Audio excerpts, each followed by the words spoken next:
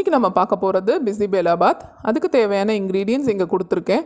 கீழே டிஸ்கிரிப்ஷன் பாக்ஸ்லேயும் கொடுக்குறேன், செக் பண்ணிக்கோங்க. ஒரு குக்கர் எடுத்துகிட்டு 1 கப்பு அரிசியும் 3/4 கப்பு துவரம்பருப்பும் நான் ஃபஸ்ட்டு கழுவி ஊற வச்சுக்க போகிறேன். ரெண்டையும் வாஷ் பண்ணிட்டு வந்திருக்கேன். அதில் 8 கப்பு தண்ணி ஊற்றிட்டு ஒரு 1/2 hour to 45 minutes நல்லா ஊற விட்டுருங்க. நம்ம மற்ற இன்க்ரீடியன்ட்ஸ் ரெடி பண்ணிக்கலாம். புளி ஊற போட்டிருக்கேன் ஒரு சின்ன கிண்ணத்தில். அதுக்கப்புறம் அதுக்குள்ளே நம்ம காயும் வெட்டி வச்சுக்கலாம். முள்ளங்கி, பீன்ஸு, கேரட்டு, மாங்காய் இது வச்சுருக்கேன். இந்த பெட்டியில் நான் மஞ்சள் பூசணிக்காவும் கொஞ்சம் பட்டாணியும் எடுத்து வச்சுருக்கேன். நம்ம வீட்டில் என்ன வெஜிடபிள்ஸ் இருக்கோ அதை வச்சு நம்ம யூஸ் பண்ணிக்கலாம். இப்போது இதுக்கு தேவையான மசாலா பவுடர் ஒன்று அரைச்சிக்க போகிறோம். அதுக்கு ஒரு கடாய் வச்சுட்டு 1 டீஸ்பூன் மிளகு ஆட் பண்ணி கொஞ்சம் வறுத்துக்கோங்க. அது கூட 2 பீஸ் பட்டையும் அதுக்கப்புறம் 2 கிராம்பும் ஆட் பண்ணியிருக்கேன். அதையும் நல்லா வறுத்துக்கோங்க. அடுத்தது நம்ம ஆட் பண்ணுறது 2 டேபிள் ஸ்பூன் கடலைப்பருப்பு. அதையும் போட்டு நல்லா வறுத்துட்டு அது கூட 2 டேபிள் ஸ்பூன் தனியா, அதையும் நல்லா வறுத்துருங்க. ஒரு இன்க்ரீடியண்ட்டும் நல்லா வறுக்கணும். அது கூட நம்ம காரத்துக்கு ஏற்ற மாதிரி ஒரு 6லேருந்து 7 காஞ்ச மிளகா ஆட் பண்ணிக்கலாம்.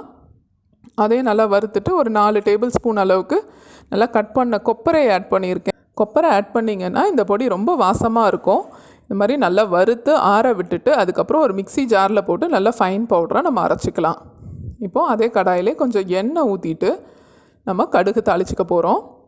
கடுகு தாளிச்சிட்டு அதுக்கப்புறம் நம்ம சின்ன வெங்காயம் ஆட் பண்ணிக்க போகிறோம். சின்ன வெங்காயம் தான் பிசிபெலாபாத்துக்கு ரொம்ப டேஸ்ட்டாக இருக்கும். நல்லா ஒரு கைப்பிடி அளவுக்கு சின்ன வெங்காயத்தை நல்லா உரித்து சேர்த்துக்கலாம். இது கூட கொஞ்சம் கருவேப்பிலை ஆட் பண்ணிக்கலாம். கருவேப்பிலையும் பெருங்காயமும் நம்ம ஆட் பண்ணி நல்லா தாளிச்சிடலாம். கருவேப்பிலை ஆட் பண்ணிவிட்டு கொஞ்சம் பெருங்காயம் ஆட் பண்ணியிருக்கேன். கொஞ்சம் வதங்கட்டும். அதுக்கப்புறம் நம்ம கட் பண்ண வெஜிடபிள்ஸை நம்ம ஆட் பண்ணிக்கலாம். கேரட், பீன்ஸ், முள்ளங்கி, மாங்காய், நம்ம வீட்டில் என்ன வெஜிடபிள்ஸ் அவைலபிளாக இருக்கோ அதை வச்சு நம்ம பண்ணிக்கலாம். இது கூட நான் பட்டாணி ஆட் பண்ணுறேன். சாம்பார் சாதத்துக்கு பட்டாணி ரொம்ப நல்லாயிருக்கும். அது கூட கட் பண்ண தக்காளி 2 தக்காளி ஆட் பண்ணி நல்லா மிக்ஸ் பண்ணி விட்டுடுறேன். கொஞ்சம் நல்லா வதங்கட்டும். அதுக்கப்புறம் நம்ம மஞ்சத்தூள் ஆட் பண்ணிக்கலாம். இப்போ நல்லா வதங்கிருச்சு.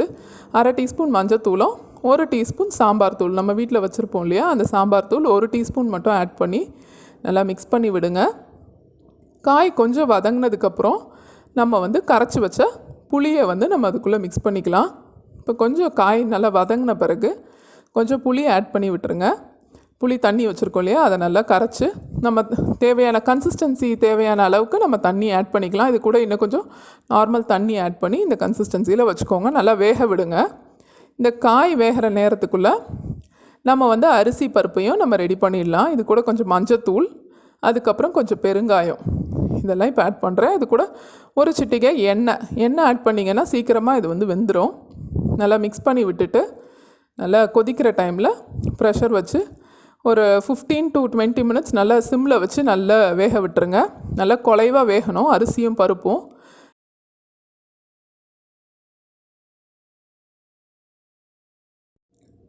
இப்போ காய் நல்லா வெந்துட்டுருக்கு. 3/4 பாகம் காய் வெந்த பிறகு நம்ம கட் பண்ணி வச்சுருக்க மஞ்சள் பூசணிக்காவை நான் இப்போ ஆட் பண்ணுறேன்.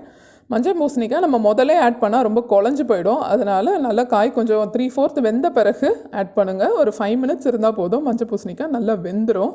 இப்போ பாருங்கள், காய் நல்லா வெந்துருச்சு. நமக்கு அரிசி பருப்பு அதுவும் நல்லா வெந்து ப்ரெஷர் அடங்கின பிறகு திறந்து வச்சுருக்கேன். பாருங்கள், இந்த மாதிரி கன்சிஸ்டன்சியில் நல்லா தலைன்னு அரிசியும் பருப்பும் நல்லா தளர்வாக குக்காக இருக்கணும். ரொம்ப கட்டியாக இருக்கக்கூடாது. இந்த கன்சிஸ்டன்சியில் இருந்தால் தான் நம்ம ஃபினிஷ் பண்ணும் போது நல்லாயிருக்கும். இப்போது அரிசி பருப்பு நல்லா வெந்திருக்கு. இது கூட நம்ம வெஜிடபிள்ஸை ஆட் பண்ணிடலாம். வெஜிடபிள்ஸ் எல்லாத்தையும் உள்ளே ஆட் பண்ணிவிட்டு நல்லா மிக்ஸ் பண்ணி விடுங்க. நல்லா ரெண்டையும் நல்லா கலந்து விட்ட பிறகு நம்ம நெக்ஸ்ட்டு நம்ம செஞ்சு வச்சுருக்கோம் இல்லையா ஒரு மசாலா பவுடர், அந்த பவுடரும் நல்லா ஆட் பண்ணிக்கலாம். ஆக்சுவலி அந்த பவுடர் தான் நம்மளோட சாம்பார் சாதத்துக்கு டேஸ்ட்டே ரொம்ப நல்லாயிருக்கும். ட்ரை பண்ணி பார்த்துட்டு நீங்கள் சொல்லுங்கள். இந்த பவுடர் நல்லா ஃபைனாக அரைச்சிட்டு வந்திருக்கேன். அதையும் உள்ளே ஆட் பண்ணிக்கலாம். நான் இன்றைக்கி சொன்ன அளவு இந்த சாதத்துக்கு கரெக்டாக இருக்கும். எல்லாத்தையும் ஆட் பண்ணி நல்லா மிக்ஸ் பண்ணி விட்டுருங்க. மிக்ஸ் பண்ணிவிட்டு ஒரு 5 minutes நல்லா கொதிக்க விடுங்க. சிம்மிலே கொதிக்க விடுங்க. அதுக்கப்புறம் நம்ம கொத்தமல்லி தூவி இதை ஃபினிஷ் பண்ணிக்கலாம். மேலே நமக்கு தேவைன்னா கொஞ்சம் நெய்யும் முந்திரி பருப்பும் வறுத்து சேர்த்துக்கலாம். இல்லைனா இதுவே நல்லாயிருக்கும். ஒரு 2 டேபிள் ஸ்பூன் நெய் மேலே ஆட் பண்ணிவிட்டு அதுக்கப்புறம் சர்வ் பண்ணிங்கன்னா நல்லாயிருக்கும். நம்மளோட சுவையான பிசிபெலாபாத் ரெடி ஆயிடுச்சு.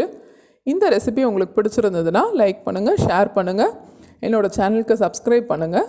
தேங்க்யூ.